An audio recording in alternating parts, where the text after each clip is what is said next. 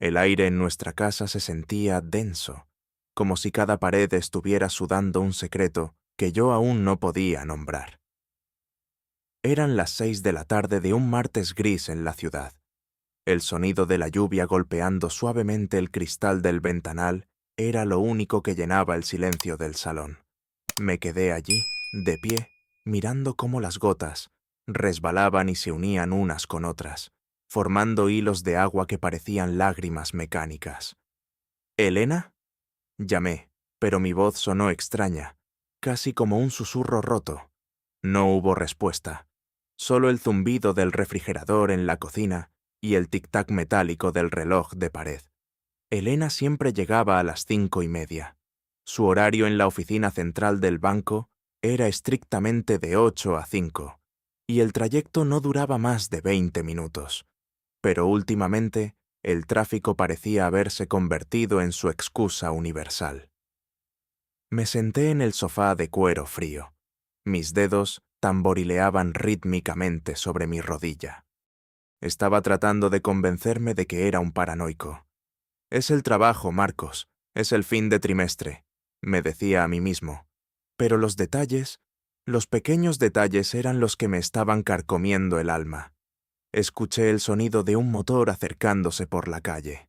Me puse tenso. Mis ojos se clavaron en la puerta. El coche se detuvo frente a la casa, pero no era el motor de su pequeño utilitario japonés.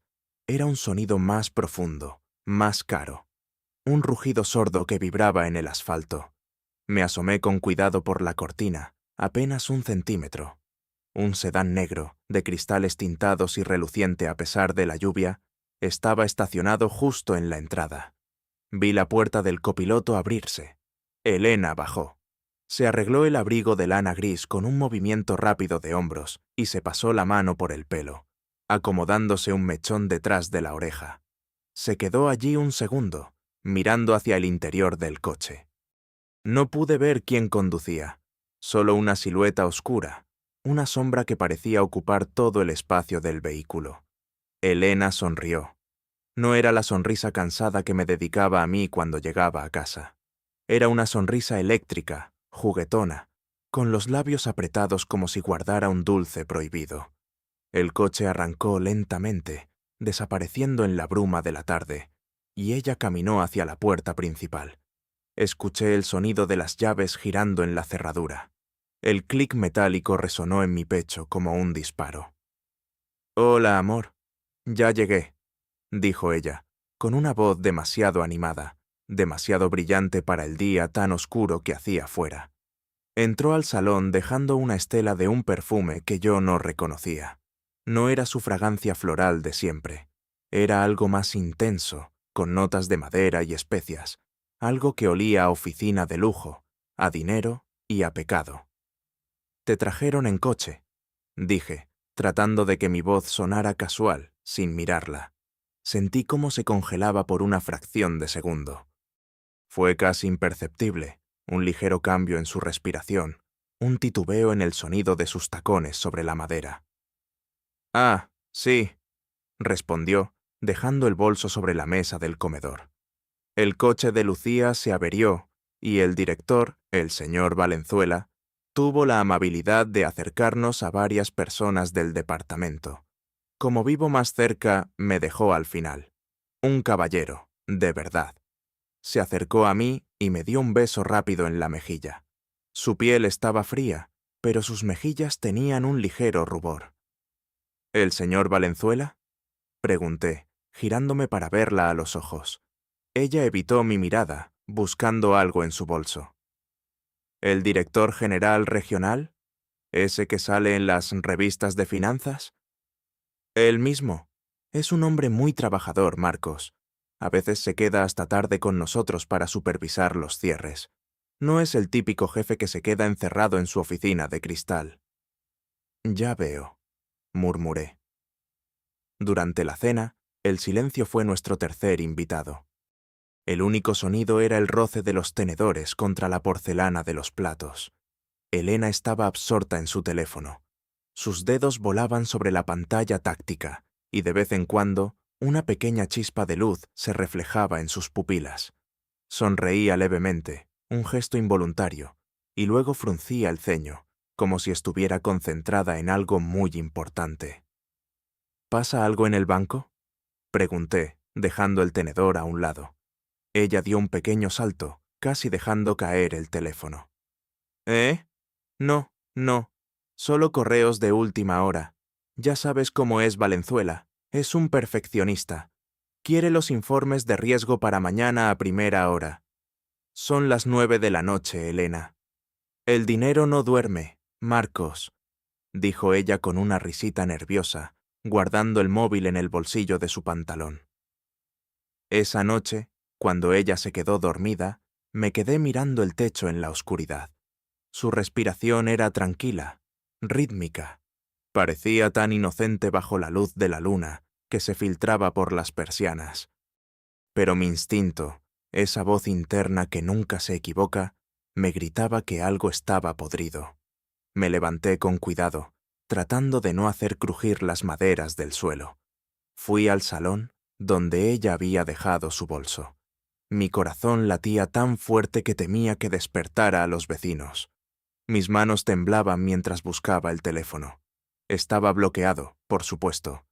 Ella nunca había usado código, pero desde hacía 2 semanas, el reconocimiento facial era obligatorio. Busqué en el bolso. Encontré un recibo de un restaurante de lujo. L'Atelier. Fecha de ayer. 2 comensales.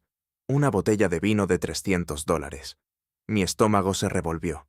Ella me había dicho que ayer comió un sándwich en su escritorio porque tenía mucho trabajo. Sentí una oleada de náuseas. Volví a guardar el recibo y busqué más. En el fondo del bolso, envuelto en un pañuelo de seda, encontré una pequeña caja de terciopelo azul. La abrí con el corazón en la garganta. Dentro había un brazalete de oro blanco, con un pequeño diamante incrustado en el cierre. No era algo que ella pudiera comprarse con su sueldo. No era algo que yo le hubiera regalado. Cerré la caja y la dejé exactamente donde estaba. Volví a la cama, pero no cerré los ojos en toda la noche.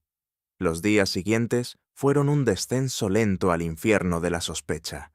Empecé a notar cosas que antes ignoraba. Elena empezó a comprar lencería nueva, piezas de encaje negro y rojo que nunca veía puestas cuando estábamos juntos. Empezó a ir al gimnasio 3 veces por semana, pero cuando regresaba, su ropa deportiva apenas olía a sudor, sino a ese mismo perfume amaderado. Y luego estaban las llamadas.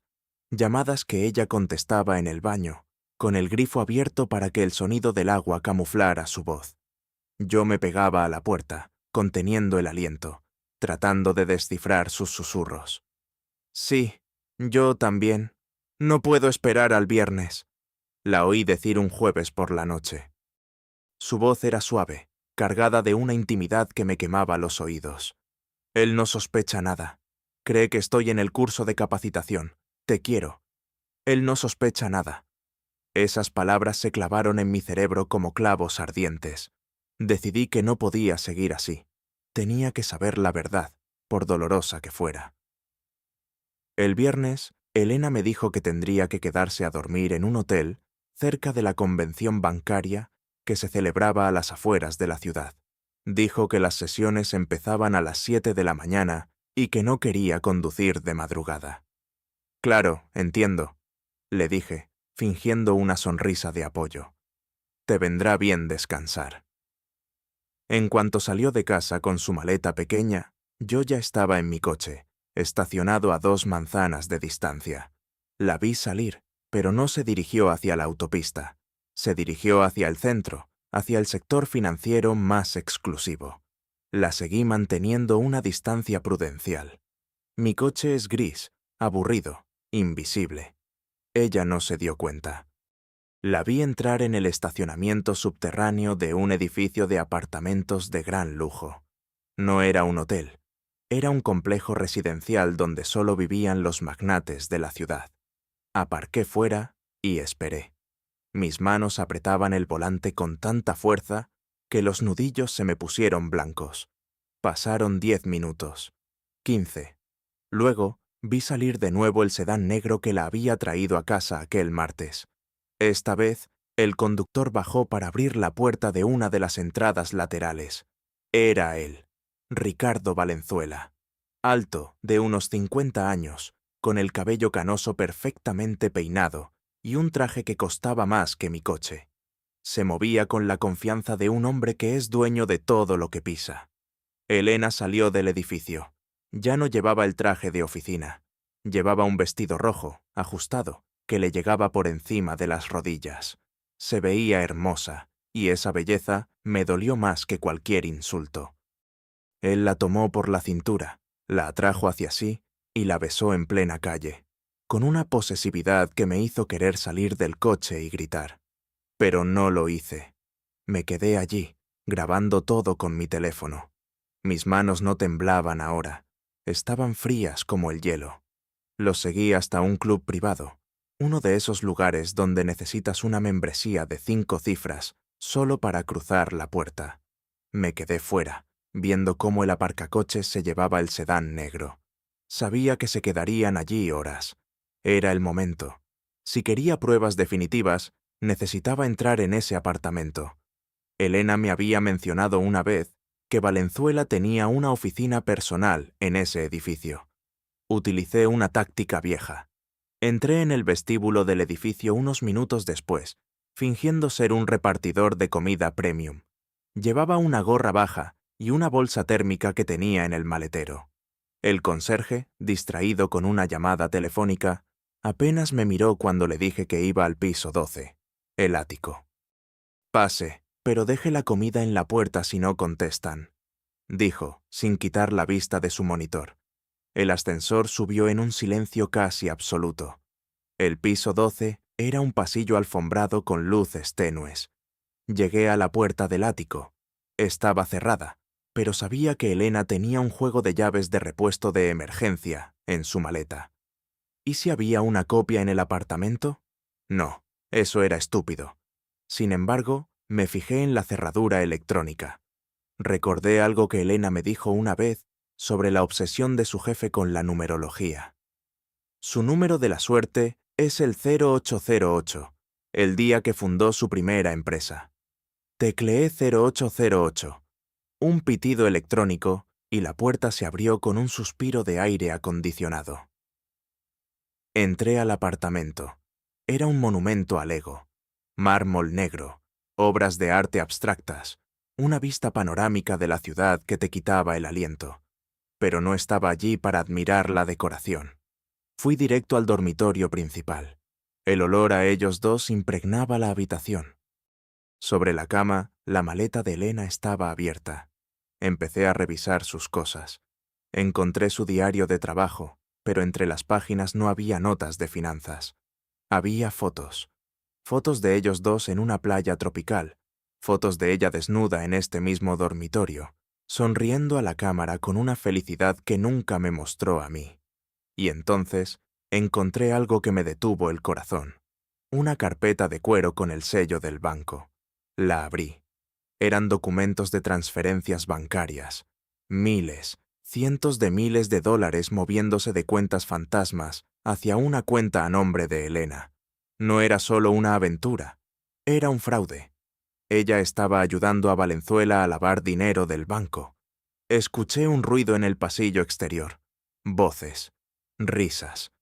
«Fue una cena increíble, Ricardo». Era la voz de Elena, sonando ligeramente ebria. «Lo mejor está por venir, querida», respondió él con esa voz profunda y autoritaria. El sonido de la llave en la cerradura me congeló. No tenía tiempo de salir. Miré a mi alrededor, desesperado. El armario. Me metí dentro, cerrando las puertas de madera pesada, apenas unos segundos antes de que la puerta del dormitorio se abriera.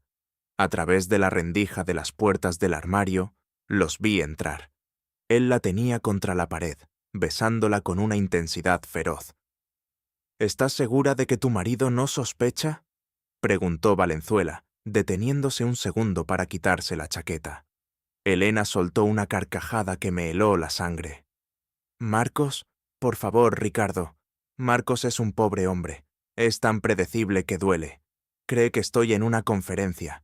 Está en casa, probablemente viendo la televisión y esperándome como un perro fiel. No tiene ni la menor idea de lo que realmente soy capaz. Me gusta que seas peligrosa, dijo él, empezando a desabotonar el vestido rojo de Elena.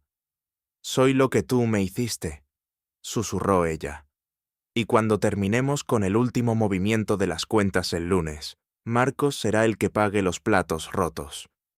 Todo está a su nombre legalmente, aunque él no lo sepa. Me quedé sin aire. No solo me estaba engañando, me estaba tendiendo una trampa para que yo fuera a la cárcel por sus crímenes. Mi propia esposa me estaba destruyendo la vida de forma sistemática mientras yo dormía a su lado. Me quedé allí, en la oscuridad del armario, escuchando cómo se entregaban el uno al otro sobre la cama que yo debería haber compartido con ella, mientras mi mente empezaba a trazar un plan. Un plan que no incluía ir a la policía, ni gritar, ni llorar. Si ella quería jugar a ser peligrosa, yo le iba a enseñar lo que sucede cuando acorralas a un hombre que no tiene nada que perder. De repente, el teléfono de Valenzuela, que había dejado sobre la mesita de noche justo al lado del armario, empezó a vibrar. Un mensaje de texto apareció en la pantalla bloqueada. Pude leerlo claramente a través de la rendija. El cargamento está en el muelle 4. El intercambio es en 1 hora. No falles. Valenzuela se apartó de Elena bruscamente. Tengo que irme. Un asunto urgente del negocio paralelo. ¿Ahora? Se quejó ella, sentándose en la cama, despeinada. No tardaré. Quédate aquí, prepárate. Cuando vuelva, celebraremos que somos libres de ese estúpido de tu marido para siempre. Él salió de la habitación rápidamente. Elena se quedó allí, mirando al techo con una sonrisa de triunfo. Se levantó y caminó hacia el armario, hacia donde yo estaba. Mi mano se cerró sobre un pesado abrecartas de bronce que había visto sobre la cómoda al entrar y que ahora estaba al alcance de mi mano dentro del armario. Sus dedos tocaron el tirador de la puerta. Elena tiró del pomo y la puerta del armario se abrió de par en par. La luz de la habitación me cegó por un segundo, pero su reacción fue aún más rápida. Su rostro pasó de la relajación poscoital al terror más absoluto en menos de un parpadeo. El grito se le quedó atascado en la garganta mientras sus ojos se dilataban, fijos en el abrecartas de bronce que yo apretaba contra mi pecho. «¡Marcos!». Su voz fue un hilo quebradizo, carente de toda la seguridad que había mostrado minutos antes. Salí del armario lentamente. Mis piernas estaban entumecidas, pero la adrenalina las obligaba a moverse. Ella retrocedió, tropezando con sus propios tacones hasta caer sentada en la cama, cubriéndose instintivamente con la sábana de seda. Un pobre hombre, ¿verdad, Elena? Dije, y mi propia voz me sonó ajena, como si alguien más estuviera hablando a través de mí. Un perro fiel que no sospecha nada. Marcos no es lo que parece. Te lo puedo explicar. Yo... Empezó a balbucear, las lágrimas brotando con una rapidez mecánica, casi profesional. Ahórrate las lágrimas. Las he visto en las fotos de tu diario, esas fotos donde sonríes mientras me robas la vida. He visto los documentos, Elena. Sé lo de las cuentas fantasmas.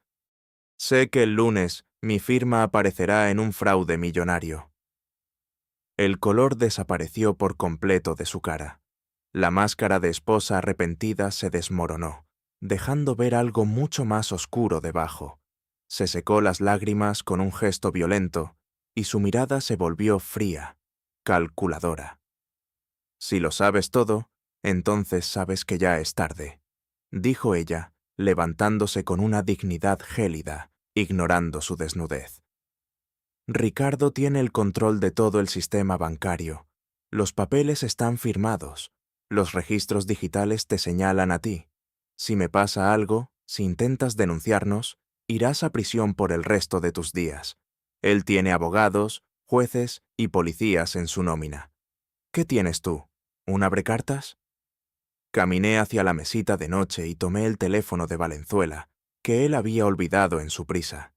Ella intentó abalanzarse sobre mí para quitármelo, pero la empujé de vuelta a la cama con un brazo. «Tengo esto», dije, mostrándole el mensaje sobre el muelle 4. «Tu amante no solo lava dinero, Elena. El negocio paralelo suena a algo que a la Interpol le encantaría investigar. Y tengo la grabación de vuestra pequeña charla de hace 5 minutos, donde confiesas que me estás tendiendo una trampa». Elena se quedó muda. El silencio en el ático se volvió sofocante. El zumbido del aire acondicionado parecía ahora el rugido de una tormenta. «¿Qué quieres?», preguntó ella con los dientes apretados. «¿Dinero? Te daré lo que quieras. Puedo transferirte una parte ahora mismo. Podemos decir que fuiste tú quien descubrió el fraude de Ricardo. Te convertirás en un héroe». «No quiero tu dinero sucio, Elena.